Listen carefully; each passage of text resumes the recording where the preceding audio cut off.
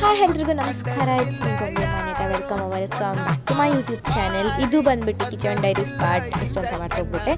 So ಇವತ್ತಿನ recipe ಬಂದ್ಬಿಟ್ಟು ಬೇಲ್ಪುರಿ ಮಾಡೋಕ್ಕೆ ಒಂದು ಆನಿಯನ್, 2 ಹಸಿಮೆಣಸಿನ್ಕಾಯಿ, 1 ಟೊಮ್ಯಾಟೊ, ಅರ್ಧ ನಿಂಬೆಹಣ್ಣು, 2 ಕ್ಯಾರೆಟ್ ಬೇಕು. ಸೊ ನನಗೆ ಕಾಲಿಗೆ ಏಟಾಗಿರೋ ಕಾರಣ ರೆಗ್ಯುಲರ್ಲಿ ವೀಡಿಯೋ ಅಪ್ಲೋಡ್ ಮಾಡೋಕ್ಕಾಗ್ತಾ ಇದ್ದಿಲ್ಲ. I am extremely sorry for that. So ಇವಾಗ ಕಡಲೆಪುರಿಗೆ ಎಲ್ಲ ಕಟ್ ಮಾಡ್ಕೊಂಡಿರೋ ಇಂಗ್ರೀಡಿಯೆಂಟ್ಸ್ ಹಾಕ್ಕೊತಾ ಇದ್ದೀನಿ. ಎಲ್ಲ ಹಾಕ್ಕೊಂಡು ಆದಮೇಲೆ ಒಂದು ಸ್ವಲ್ಪ ಖಾರದ ಪುಡಿ, ಧನಿಯಾ ಪುಡಿ, ಇದು ಮಿಕ್ಚರು, ಸಾಂಬಾರು ಪುಡಿ, ರುಚಿಗೆ ತಕ್ಕಷ್ಟು ಉಪ್ಪು ಮತ್ತು ಅರ್ಧ ನಿಂಬೆಹಣ್ಣನ್ನು ಹಿಂಡ್ಕೊತಾ ಇದ್ದೀನಿ. ಇದೆಲ್ಲ ಆದಮೇಲೆ ಒಂದು ಸ್ವಲ್ಪ ಪೆಪ್ಪರ್ ಮತ್ತು ಚಕ್ಕೆ ಲವಂಗ ಪೌಡರನ್ನು ಹಾಕ್ಕೊತಾ ಇದ್ದೀನಿ.